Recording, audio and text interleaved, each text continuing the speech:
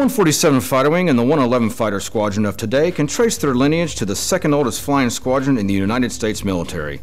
Both are products of 90 years of military aviation history, whether defending the United States from enemy attacks to carrying the Stars and Stripes into combat on distant shores. The members and former members are justifiably proud of their unit and point to a long and colorful history to back that claim.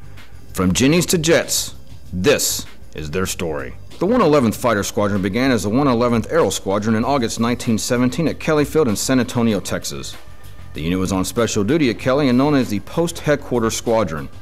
The squadron was deactivated in August 1919 but was called to service again, receiving federal recognition in June 1923 at the old Houston Armory. The squadron had no airplanes, so the hot summer of 1923 was devoted to close order drill and classroom sessions.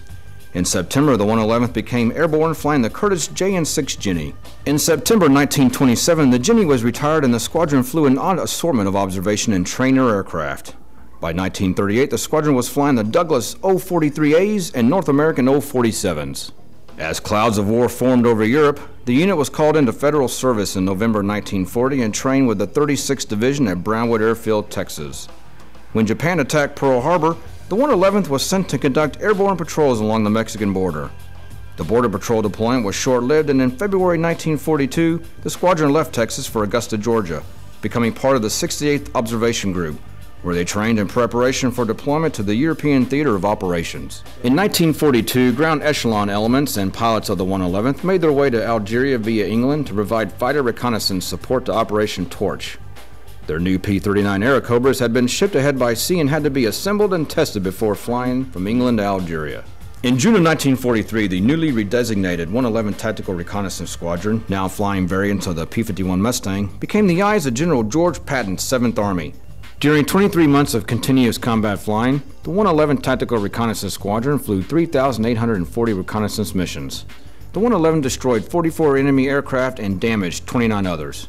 The squadron received 8 battle stars, a Distinguished Unit Citation, and the French Croix de Guerre for its World War II accomplishments. Following World War II, the 111 Fighter Squadron was reformed at Ellington Air Force Base as part of an expanding Air National Guard. It was during this period that the 111 transitioned to the jet age, flying the F-84 Thunderjet.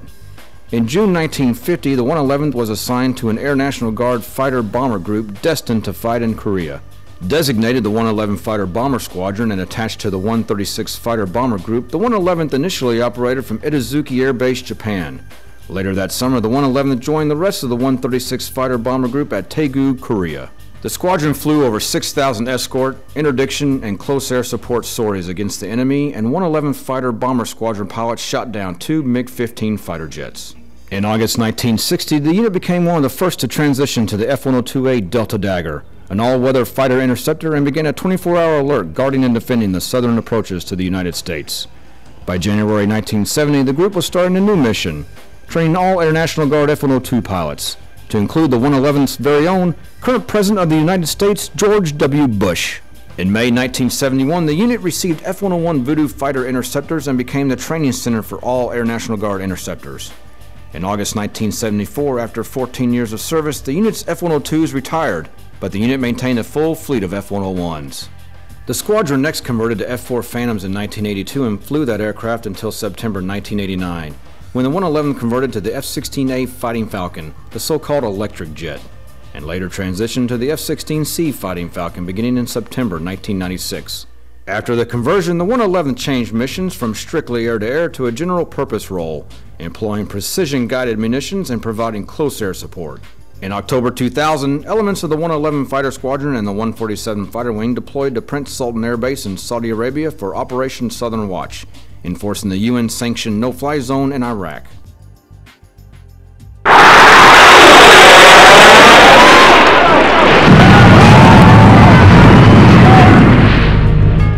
Following the terrorist attacks on the morning of September 11, 2001, the 147 Fighter Wing scrambled 4 armed F-16 fighters to escort the President on board Air Force One. As the morning unfolded, hundreds of unit members dropped whatever it was they were doing and reported for duty without being called in, a solid testament to the integrity and patriotism of its members. In December 2001, the 111th deployed to Atlantic City, New Jersey to fly combat air patrols over New York. Philadelphia, and Washington, D.C. in support of Operation Noble Eagle. In August 2005, components of the 111 Fighter Squadron and 147 Fighter Wing deployed to Balad Air Base, Iraq, to conduct combat operations in support of Operation Iraqi Freedom and the global war on terrorism. The men and women of the 111th and 147th once again distinguished themselves by flying 462 sorties in almost 1,900 hours in a 2-month span, with a perfect record of 100% missions flown, 100% bombs on target, under the most challenging combat conditions. In 2005, the Base Realignment and Closure Commission changed the course of the 147th Fighter Wing forever, mandating retirement of the unit's F-16 fighter aircraft from the Air Force inventory. This prompted Texas Governor Rick Perry to assign the newly acquired unmanned Predator reconnaissance mission to the 147th Fighter Wing.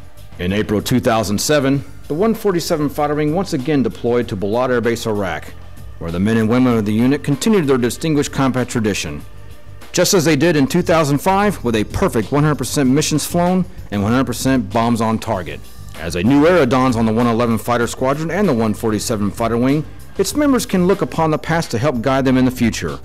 Thank you all for attending tonight's festivities, and remember, you've got to have an ace in the hole.